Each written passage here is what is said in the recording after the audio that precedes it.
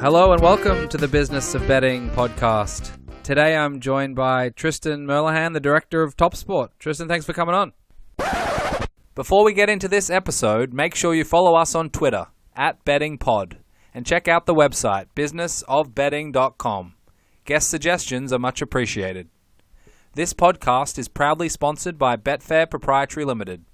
Betfair operates a betting exchange and is licensed in the Northern Territory of Australia.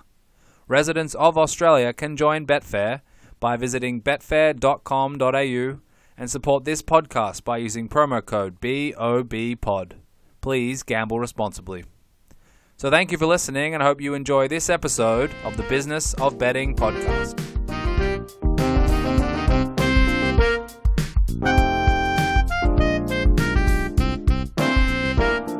Today I'm joined by Tristan Merlehan, the director of TopSport. Tristan, thanks for coming on.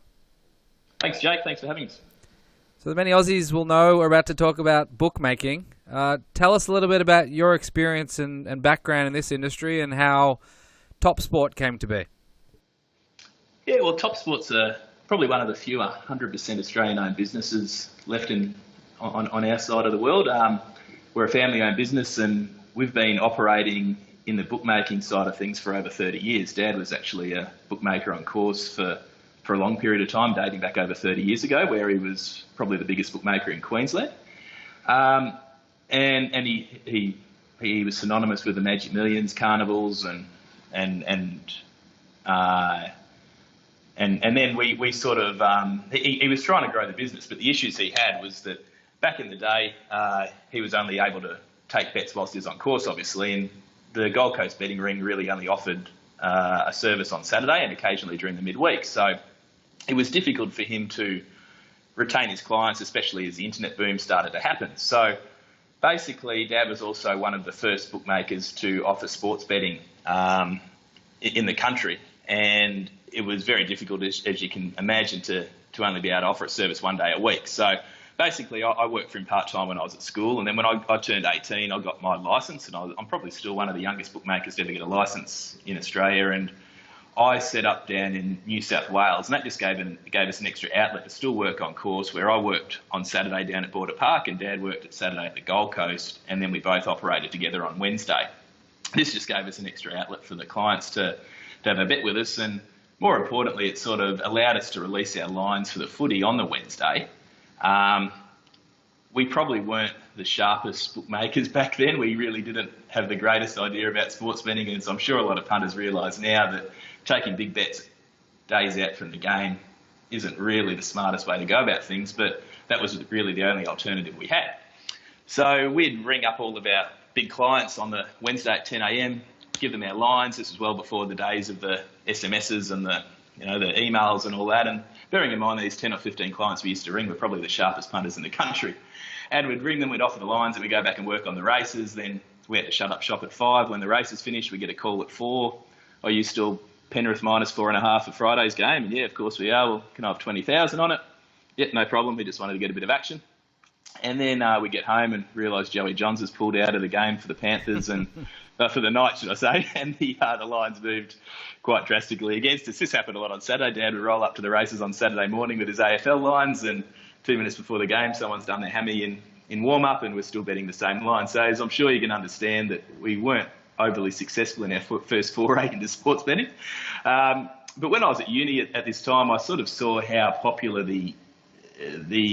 amongst the general public online betting was. People would be sitting in lectures, they'd be betting away on the basketball or the racing, and I said to Dad, look, we need to look at taking this online. We've got a great business, but there's so much opportunity out there. And that was when TopSport was founded, which was about 15 years ago. And because we're licensed in New South Wales, we weren't able to offer as many products and offering as what the bookies in the Northern Territory were able to, which is where the bulk of the larger bookmakers still are established. But we sort of started more on a low offering basis just to give our regular clients an outlet. So we'd only bet on the NRL, the AFL, the Super Rugby, and then occasionally an Australian cricket match or the Socceroos when they played. We weren't even able to bet on racing on a day-to-day basis online. We were only allowed to offer group racing and fixed racing. So Dad still handled it all from the racetrack, and then I handled a little bit in the office, but at least we were able to sort of bet on sport or the main sport at that point. The big turning point for us was that we eventually the legislation opened up and we were allowed to bet on more of the races, but we were still unable to bet best tote. So we were at such a significant disadvantage to the other bookmakers, where a client would ring up and they'd say, "What price are you?" And we'd be over $6. The totes are paying $7.50, and they wanted to back at best tote, and we just weren't allowed to do it. And they'd be forced to take either the $6 or they'd go and bet at the Sports Bet or one of the Northern Territory places, and you'd only ever hear from them if the totes paid significantly over our price. You never hear from them if it paid unders, obviously. But eventually it took about 2 or 3 years of lobbying that, and once we got the ability to bet totes approved like everyone else, it put us on that level playing field, which really pushed us into that next level, and it allowed us to grow both our products, our staff base, our client base, and it really gave us that opportunity to get to sort of where we are now, where although we're a niche bookmaker, we're at least competitive with the big guys on the core range of products. So what were some of the foundations that the business was built on? It sounds like it progressed through a number of different eras with, all on course, some phone stuff and limited offerings all the way to now. Are there a few things that stand out that you want to differentiate yourself from the competition with? Yeah, well, I guess for us, we've always had that mindset of, we want to be fair. Like, we're never, ever going to, make a statement, we're going to take every bet off everyone. Like some people have tried that and, it always gets, it just never happens. But I think we've got a reputation in the Australian marketplace where we're fair. We've never, ever closed an account for profitability reasons. People, the biggest, the smartest punters in the world all bet with us. And that's something we're really proud of. Like we're very happy to service the professional clients. It obviously means we've got lower margins, but I think that's sort of come from the fact that we have come from that on-course background where potentially a number of the newer bookmakers haven't had to go through those paces. Like, the thing I always sort of find bizarre is that there can be a price offered on a board or on a website, and only a certain group of clients are allowed to take it. Whereas, from our background, if we were standing up on course and we had a horse at $6 and someone comes up wanting $200 on it at $6, and you're like, "Oh, no, that price isn't available to you. It's only available to those 5 blokes standing over there by the bar." You just can't do that. But now I think the way the industry is growing, because there's so much of it's just online, there's call centres, the person making the decision doesn't have to interact with the person having the bet. There's a lot less accountability, I think, and that's something I always say to our guys. When you make a decision, you've got to be able to back up that decision, and if the client rings up and they speak to you, you've got to explain to them why you didn't take the full bet, why you may have rejected the bet, why you've taken the bet. And at least if you can go through that process yourself, then you're never going to get any arguments from the client. They're going to walk away happy, or they're going to understand the rationale behind it. So that's something we try to live by, and we know we're not perfect, but by the same token, I think if you see the feedback we get on Twitter, that we bet aggressive market prices, and we take probably the biggest bets in the marketplace, certainly comparative to our size anyway. Interesting. Let me throw a theoretical scenario at you. Let's say I told you must turn into a typical corporate bookmaker, which many people will bet with and be aware of. Do you think it's a difficult thing for you to do, being a family-owned business, being 100% Australian-owned, and having a face attached to it and a name attached to it, as opposed to some of these corporate Goliaths that have shareholders and are publicly traded and are global entities? Well, we'd be able to turn into that, but it certainly wouldn't be something we'd want to do. Like for us, we can do a hell of a lot of different things that would increase our margin, increase our profitability. But at the end of the day, as you say, we've got our face attached to it. We've built this business from the ground up, and we're proud of it. So I'm never, ever going to turn TopSport into a company where we really heavily restrict clients, we close accounts. It's just something we're never going to do. We've had many, many opportunities to do so. And we've always, remained solid with our values. I just think it's just a little bit of a differentiation in our business to the rest of the market, and it works for us as well. But it's also something that I just think it's more of a family type sort of sense, as you sort of say, that as opposed to anything else. No, absolutely. And one quick general question for you, which I hear a lot of discussion about, and I'll just throw it out there and let you weigh in however you want.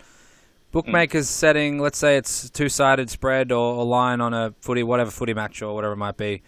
Are you doing that to get equal action and equal bets on both sides, or are you trying to shade and pick a side essentially where it will be more profitable on that side? I think it's a case-by-case basis, to be honest. Like, I think when you initially set the market, you probably set it in an ideal world where you're going to set your market at 104%, which is, the equivalent of $1.92 both sides. And you're hoping that you're going to get an equal amount of money on both sides. But the amount of times that actually happens is very, very slim. The reasoning is if we go $1.92 both teams, someone else in the marketplace might be $1.95 Team A and someone else might be $1.95 Team B. So, there's so much competition out there in the marketplace now that if a punter's switched on and if they're any way price sensitive, and I think that most punters these days have multiple accounts, or any successful punter certainly does. So they're not going to take $1.92 off us if $1.95's offered somewhere else. So you can't just take a bet and say, I want to try to lay the other side and balance the book out. Because if you take a bet at $1.92, then you're going to have to push the price to a higher price to be able to do it. So it diminishes your margin. So the way we sort of operate is that when we take a bet, it's very much a case-by-case basis. A lot of variables come into the decision, how much we're going to take, what we do with moving the price after the bets come through, and there's a lot of factors that come into it, whether it's the time the bet was placed, if the client that's had the bet, if it's a normal type bet for them, all those sort of things. So basically, it comes down to where our price is positioned in the marketplace. So generally, we'll always take liability. We'll always take a liability and have a stand on every event we get involved with, and then it depends on the quality of the event as to how big that stand might be. Like when the Masters were on just recently, we guaranteed we'd lose $100,000 to any client that placed a bet. It didn't matter who you were, and we obviously had some quite big liabilities on that event. Now, we're not going to do the same sort of stands for your secondary AFL leagues and that sort of thing. So it's all dependent on the game, the league, the members, and all that sort of stuff too. So the other thing we do, which I think is a lot different to the rest of the marketplace, is that we do have a lot of that sharp sort of action that comes through to us. So if we take a bet off a sharp client, we'll still try to bet them a fair figure to keep them satisfied. But they're basically telling us that they don't feel the market price is accurate. They feel that even though we're 190 and the bulk of the bookies are also 190, they're saying, well, we're backing this team because we think the market's got it wrong. So at that point, we'll then adjust our prices and we'll actively try to get some money out of the other side to somewhat balance the books, as you were sort of saying. But even to take it a step further, if we go from $1.90 pick 'em to $1.80 to $2 to try to lay the opposing side, in one sense it's to balance the book by getting some money the other way. But if we don't get sharp action coming back the other way, then we'll leave the price out there to actually try to get the liability onto the other side to shade the team, as you sort of pointed out, depending on firstly our opinion and secondly the opinion of the people in the marketplace we respect.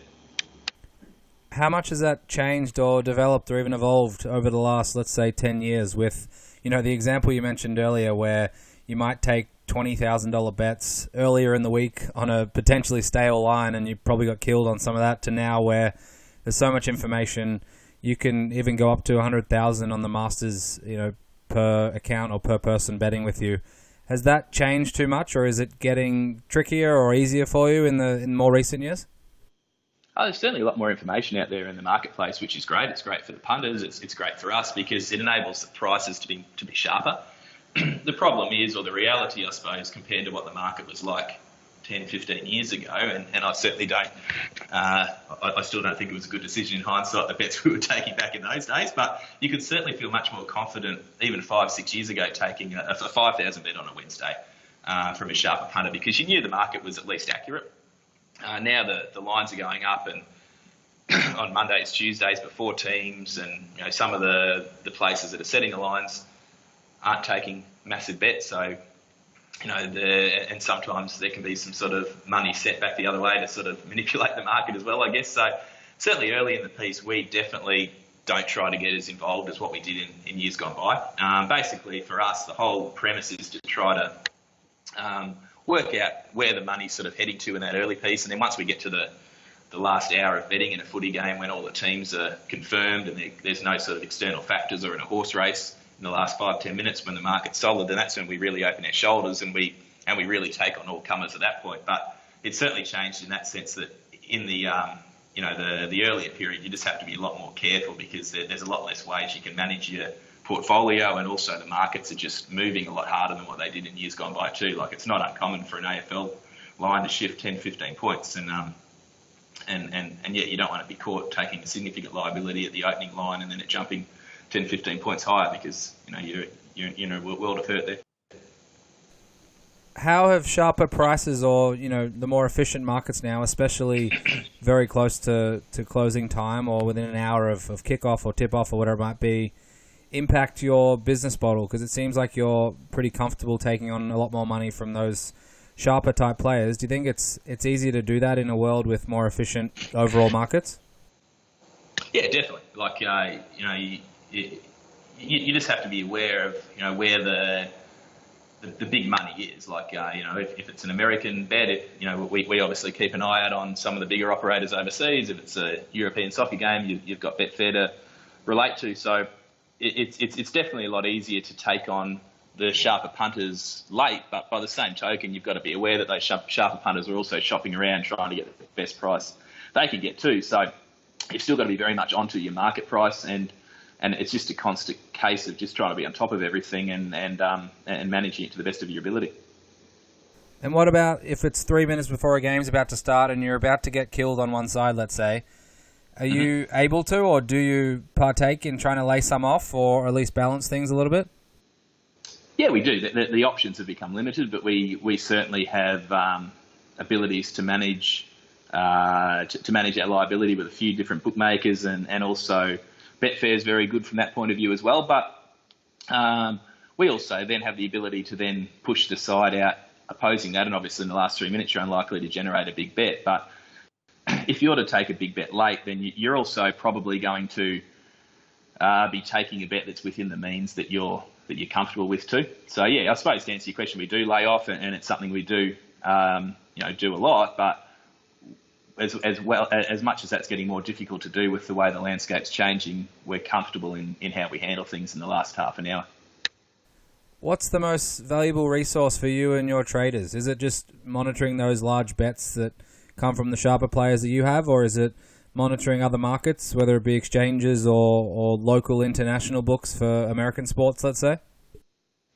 Yeah, it's a combination of a whole heap of things. So we utilise as much of the news services as we can, whether that be Twitter, because the whole thing is, if you're just monitoring other markets, then you're reacting to the things that have already taken place. You want to try to, in the position we are where we get a lot of the sharp punters, we've got to try to be proactive as much as we can. So it's trying to monitor those news releases that are coming through that might preempt someone doing something.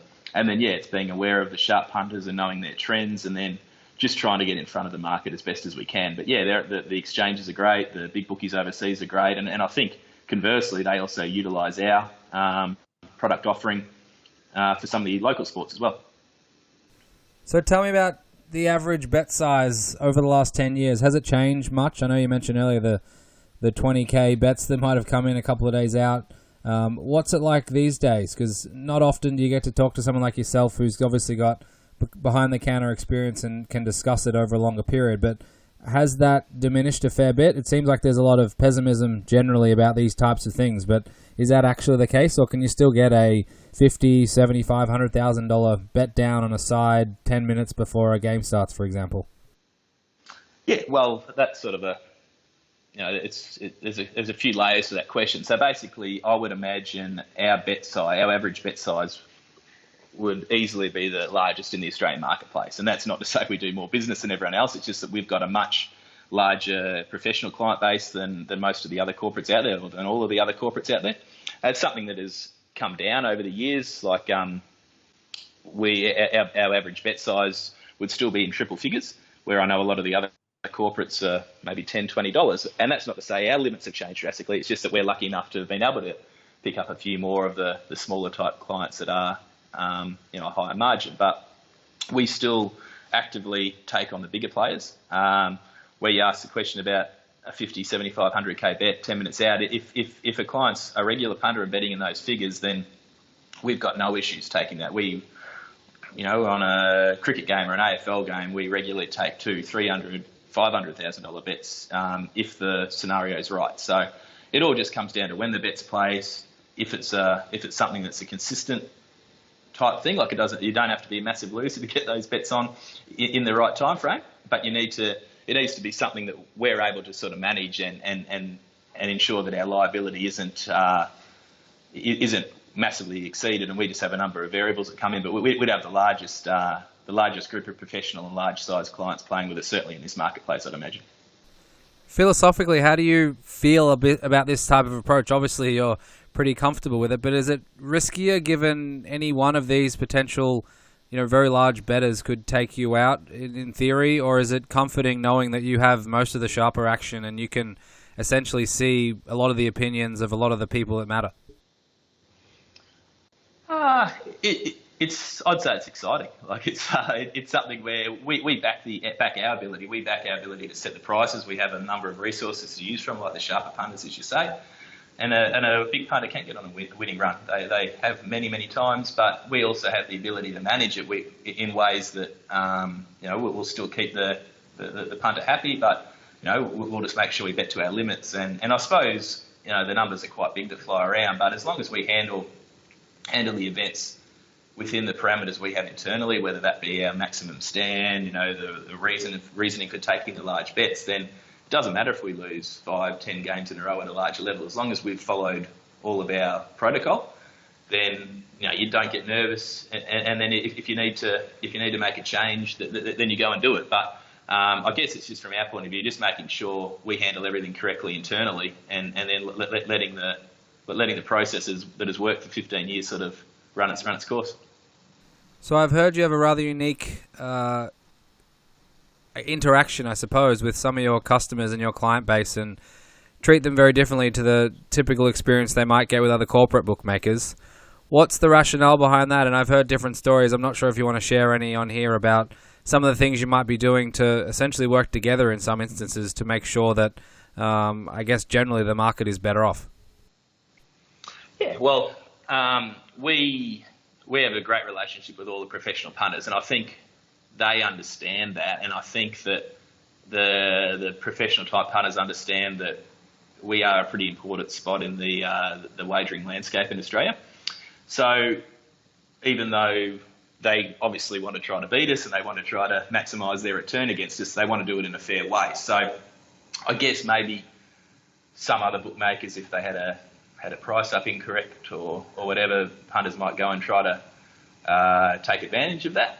And I guess that there is certainly a lot of punters out there that will try to do that to us. But for that core group of real professional type punters, it's not uncommon for someone to ring us up and say, look, I think you might have this in error. Even that doesn't happen a hell of a lot. We try to be on top of that. Or if they notice we've left an event up after jump time, instead of sending a bet through, they'll give us a call. So I think they understand where we're positioned in the marketplace. We don't have the team the size of the sports bets of the world, even though the guys that work for us do a great job. There's obviously a lot of things we're trying to do to compete with the bigger companies that we don't have the resources that they have at their disposal.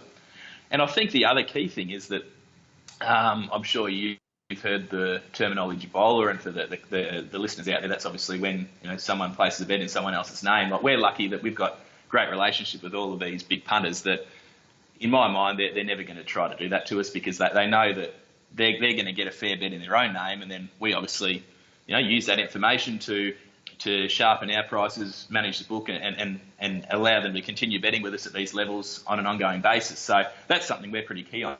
We'd rather the smart punters come through the front door to us than people come to us from behind and take advantage of it, and you don't realise at the time. So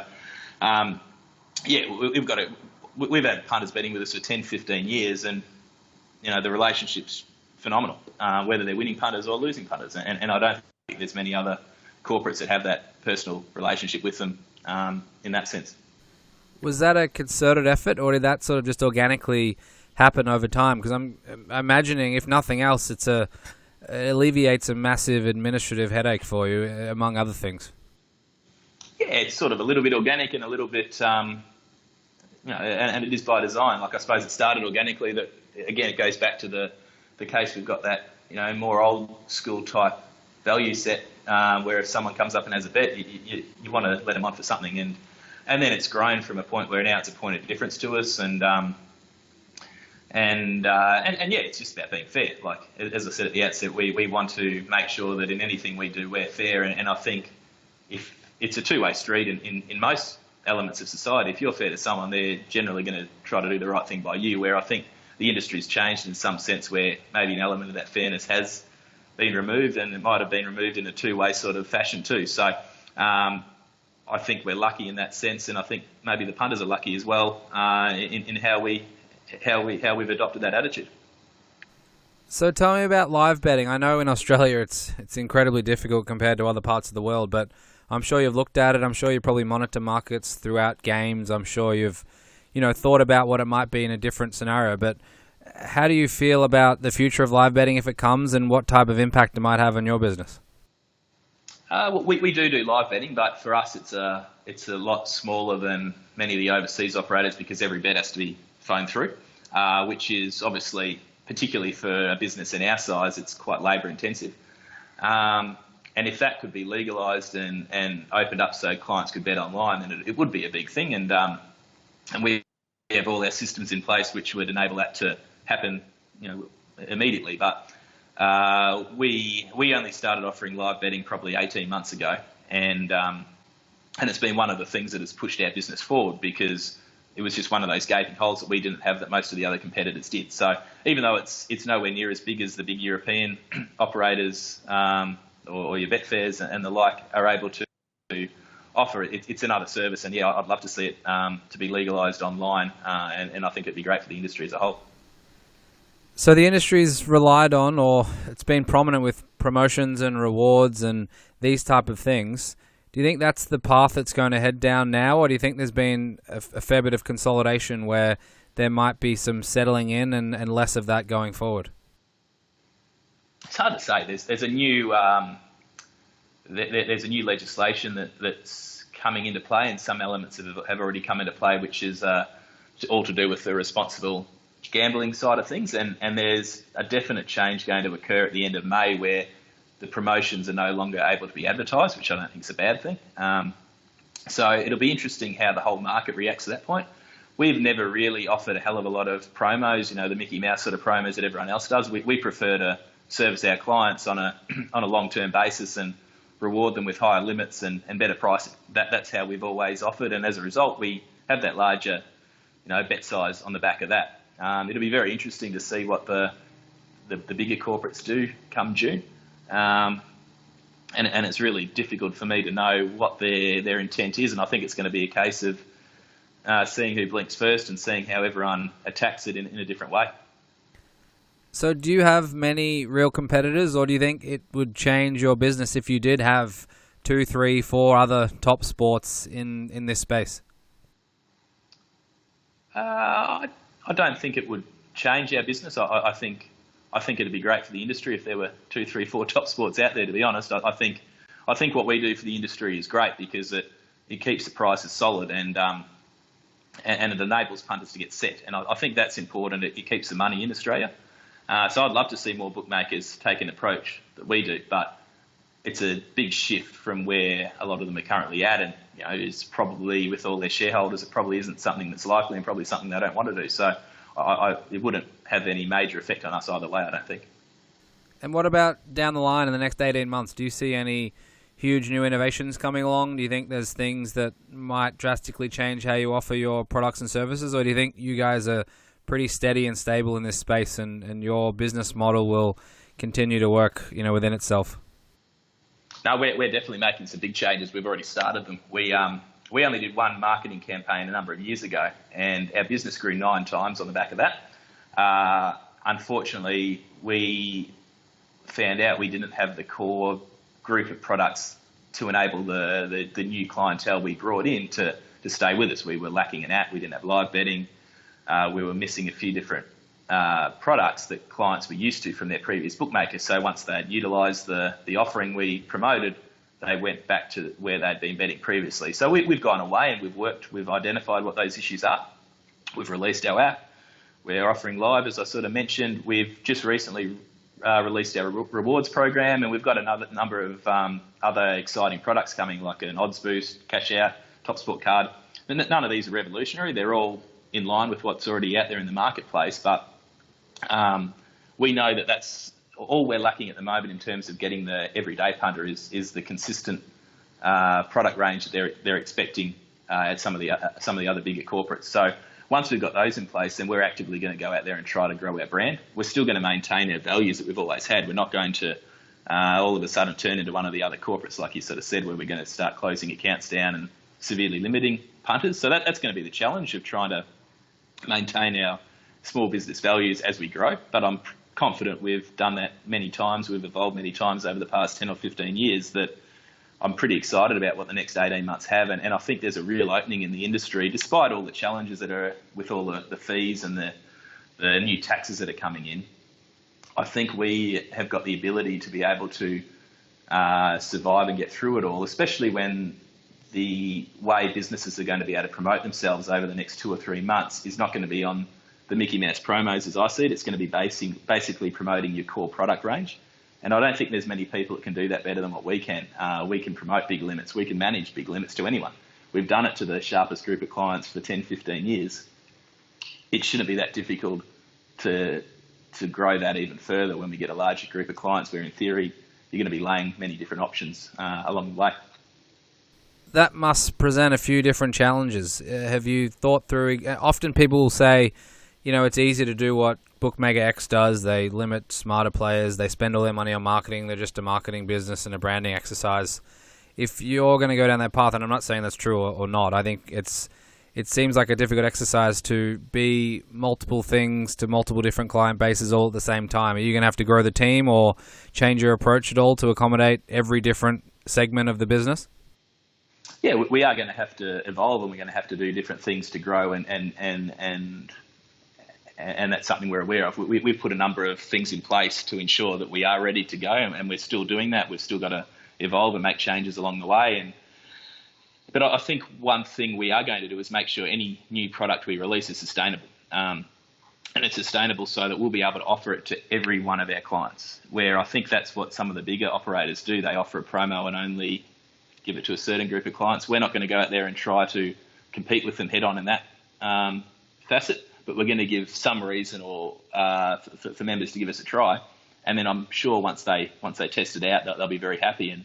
And we're just going to have, like we've always had the ability with to be able to move quickly on changes of decisions, and that's something we're just going to have to, as we move along, like we already have in the last 2 or 3 months, we're going to have to see the potential challenges ahead of us and react to them and try to be proactive as opposed to reactive. So if you don't mind, can you take us behind the curtain on how you think about things, how you approach things, and we can go with the Masters, which you mentioned before. Pre-match betting or futures betting or whatever you want to call it prior to the start of the first round, what are you trying to achieve at that point? And take us through sort of you and your trading team's approach before the rounds have even started. Yeah, so before the round started, we obviously had our primary market up, which was the outright winner.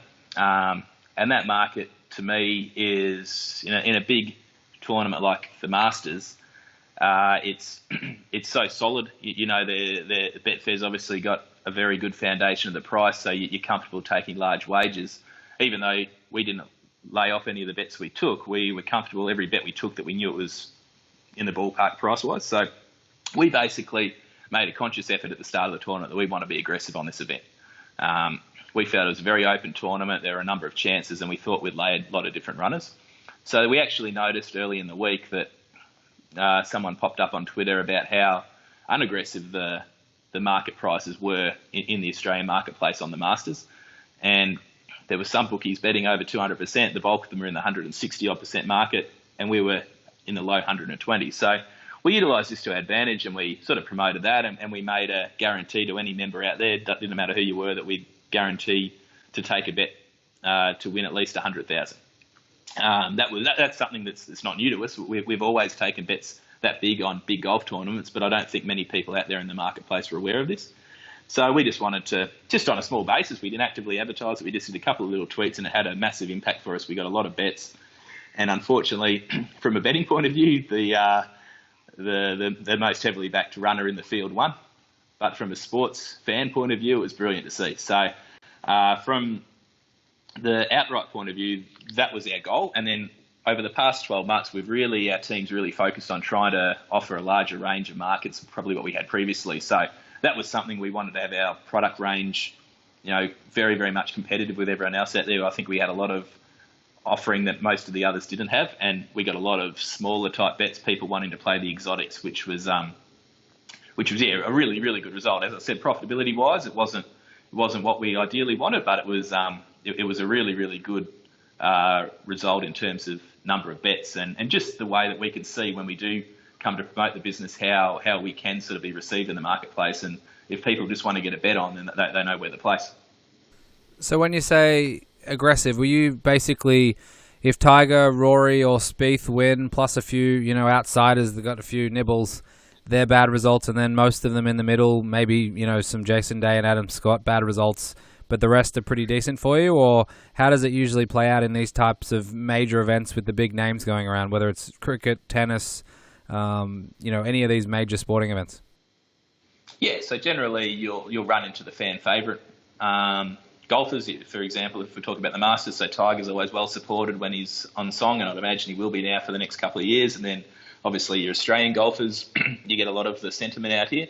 And then people that are in form. We actually didn't lay Rory that well. I think he might have been a touch underpriced from our client base's point of view anyway. And then, we laid a few roughies. So I think when the tournament started, we might have had probably 10 to 15 losers in the book, a couple of ordinary ones, and then a few sort of chop-out results. And then we had the rest of the field that were decent outcomes for us. And then obviously as the tournament progresses and you start getting betting day by day, then a few of them fall by the wayside and people load up on additional runners. Once their either original bet's looking good or their original bets are battling, they'll come again and either try to play up their winnings or save on the potential winner that they think they might be in a good spot with, or they'll come again if they feel their original bet's in trouble.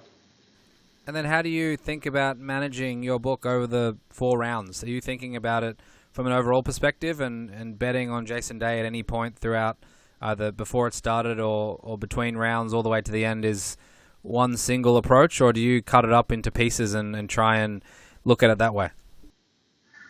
No, we take the overall approach. So for us, as I said, Tiger was a bad result at the outcome, so we're a little bit safer on him come, when he was right in contention prior to that last round. We're not going to be as aggressively priced on him because our liability's up near the maximum. Everyone else, you're probably then happy if you're if one of the lesser known players, which wasn't really the case in this tournament, but if someone's started really well and they're in quite short, like traditionally that's something we like to try to lay if they get in, we feel a bit too short in the marketplace. But because it's such a solid event, the prices are so accurate in a big event like that, you sort of just bet market price and push a couple a little bit, keep a couple safe that you've laid that you might have a little opinion on. But you definitely treat it as one entire book. Like that's our mentality on it anyway.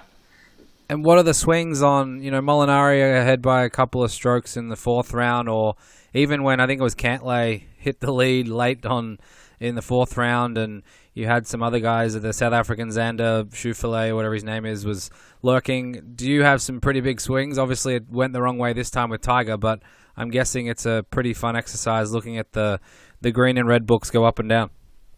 Yeah, definitely. No, we do have some sizable swings, and the thing is, as long as you bet within the parameters, we were happy to stand that event for X, and the figure was under X. So it's sort of, even though they're large swings, you've done everything you can prior to the event starting. So as long as you've done everything from that respect, and all of our traders have done the right thing, then you sort of enjoy it for what it is. It's just like any other person that has a bet.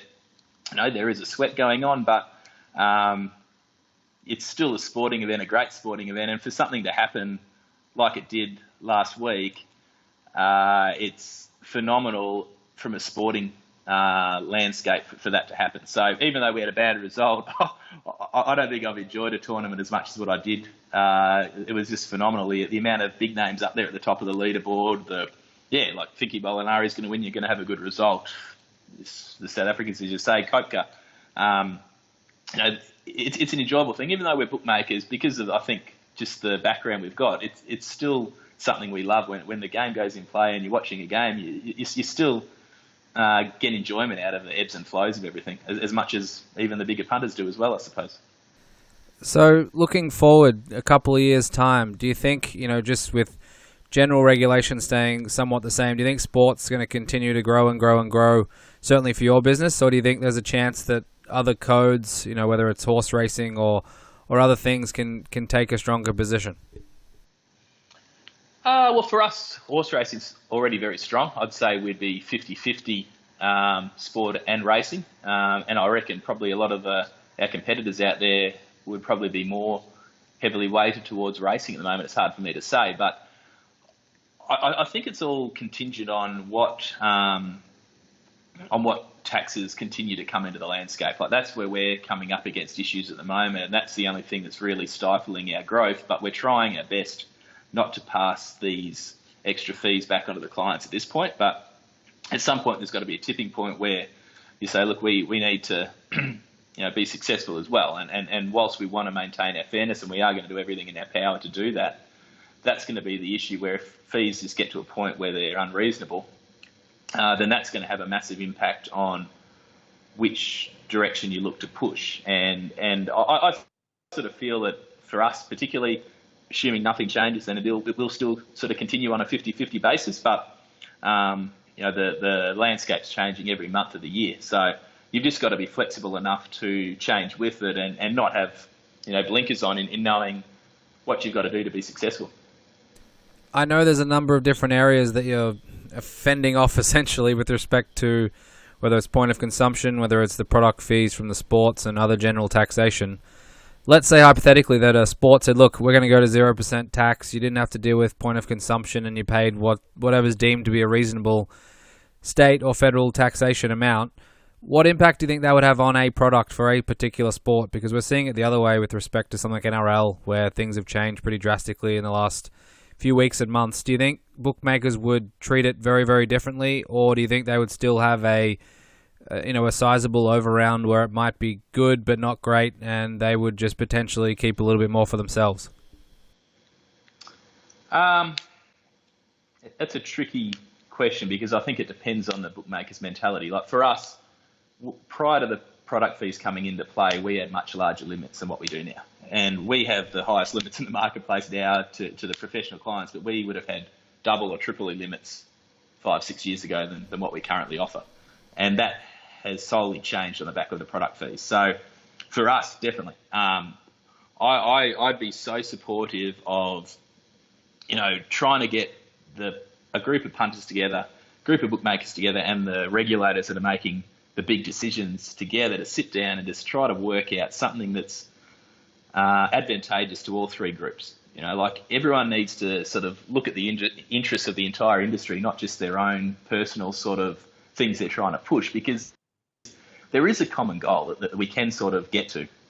And it's not that difficult, but it's just everyone needs to come together and actually try to sort of find a solution. And something like, bringing in significant minimum bets for a much reduced product fee is something that I'd be massively supportive. I'd much rather take a bet off a client at a large level with the ability to know that, I could lose on this wager, but the thing you can't do is take the big bet and also pay the large fee to the governing body as well. So I know not everyone's going to be supportive of that. I know it's not going to change how some bookmakers may offer their product or their offering or their limits. So maybe it's a case of there could be a two-tiered process in terms of product fees, or maybe not the point of consumption, because I think the issue with the point of consumption tax is that the people making the decisions potentially don't understand how it impacts all of the players. So I think the wagering bodies that do the product fees are probably our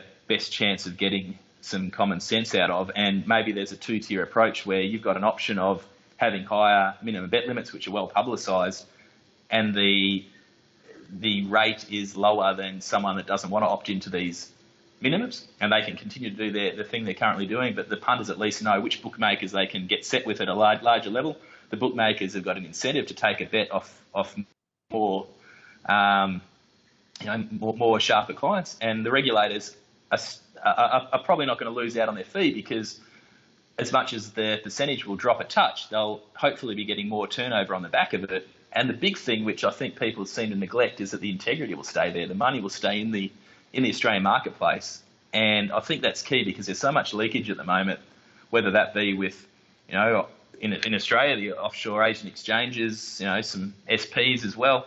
I just think it's key that we need to make sure that this industry is strong in 5-10 years. And the way it's going, things are changing, and it's concerning for me, being someone that's loved the game for so long, someone that's been in it, even though I'm quite young. I've been in it for 15, 20 years, and I intend to be in it for another 15, 20 years. And when you see some of the changes that are coming down the pike, it makes you a bit concerned that people are looking too much about the short-term interests and not sort of worrying about what's going to be in place 15, 20 years from now. Because at the end of the day, our game, whether it be horse racing or punting on sports, has been in place for a long time. And we need to try to make sure that we get to a point where it's going to be strong for many years to come. What are some long-term focuses for you? Are you trying to automate a lot more things so you can have, I guess, more diversity in product and more extended offerings to different market segments? Or what are some of the things that you'll probably look at in efforts to make sure you're around for a longer period of time? Yeah, we're definitely always looking to streamline our processes. We always still want to keep that sort of differentiation of, in the last hour or couple of hours of footy games and racing, we're very much hands-on. I don't see that changing, but obviously as we grow, we're going to need to streamline a number of our processes that happen regularly, and we're continually doing that. But yeah, it's just trying to find avenues that enable us to grow within our means, and we don't expect to be the next sports better Ladbrokes in 6 months' time. We don't want to be. We just want to be the next top sport that's a bit bigger than what it was 6 months ago and a bit better. And that's all we're aiming for. We're not really worried about what everyone else is doing. We just want to, as much as corny as it sounds, we just want to do the best we can do day in, day out. And as long as we sort of keep sort of ticking off the boxes we want to improve at, then that's all that we're worried about. No, it's interesting. And I think it's certainly good to hear that there's a place in the industry for that, given some of the other approaches out there. If you're talking directly to a non-top sport account holder, let's say, what would you tell them to give you guys a try, or what can they expect if they come and sign up? Yeah, well, to touch on that, I reckon if you walk down the street in Australia and you asked 100 punters, do you know top sport, they'd be lucky to be one. And that's just the reality. It's nothing to be proud of. That's just where we're at the moment. And I guess if I was talking to them, particularly if they're an Australian user, there's not many Australian bookies out there. Like, try to keep your funds in Australia. Give us a try, because I'm telling you that the range and the marketing and the aggression that we offer, you're not going to get much better out there in the marketplace. We don't have all the bells and whistles that some of the bigger boys have. And if you want that, then stay with it. But if you want a good service, if you want to get a good bet, if you want to be treated like a person when you ring up, then we're the bookmaker for you. And that's something where, we've got a punter. It doesn't matter if they're $5 each way punter or a $50,000 punter. We've got their names in the phones when they ring up. We have a good chat to them, and it's something where, at the end of the day, punting's meant to be recreational for the bulk of the punters. For the people lucky enough to be professional, then they're probably already betting with us. For the people that are lucky enough to be recreational punters and enjoy it, then that's what we've got to remember, that it's an enjoyable process. When you ring up to have a bet, you want to talk to someone that's friendly, that is actually happy for them when they back a winner, and that's and that's probably what I'll be telling the people. Keep the funds in Australia and try to get the best price you possibly can, and we're probably the outlet for both of them. No, it's very cool to hear that still exists and will continue to exist, hopefully, for another 30 years at least. One last weird question for you, Tristan. Winks, a lot of people know the Australian superstar mare. She just retired. From a bookmaker's perspective, good, bad, don't care, want more volume on Group 1s? What's your perspective on her? I found her an amazing animal, and we've been lucky enough in Australia to have two phenomenal animals running around in the past, recent period. Obviously, Black Caviar was just before Winks, and she was just as good. I don't know. I'm not going to get into argument over who's better out of those. Both phenomenal horses. But for us, I suppose, just to give you a bit of an example, they were two vastly different commodities from our point of view. We had a big Asian punter that every time Black Caviar used to run around would have $2 million on her every time she raced. That made it a little bit less enjoyable. Yeah. So she wasn't as enjoyable for us, but we still appreciated her excellence. Where Winks, we didn't have the large volume as much with her. So I guess from our point of view, whenever she raced, it almost felt as though, if it was a nine race card at Rose Hill, 8 races were business as normal, and then that one race when she was in, because she was quite short, it was almost a bit of an intermission, and you could sit there and you could watch racing for what it's meant to be, where you're seeing a very, very unbelievable horse do its thing, and betting almost became secondary because, yeah, we had many people that took the shorts, but we also laid a few bets on the roughies, and we never really had any massive liability whenever she went around.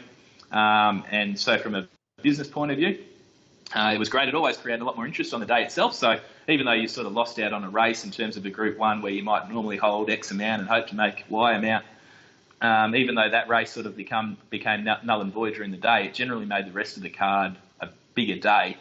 And from a business point of view, that was great. And then from a racing fan point of view, then there's many people that have explained it better than what I have, but she was just a freak. No doubt about it. Tristan, thank you very much for coming on the show. I really appreciate your time talking from the bookmaker angle, and I hope Tiger keeps winning so you guys go bankrupt and all the punters keep winning. No worries at all. Thanks for the positive vibes.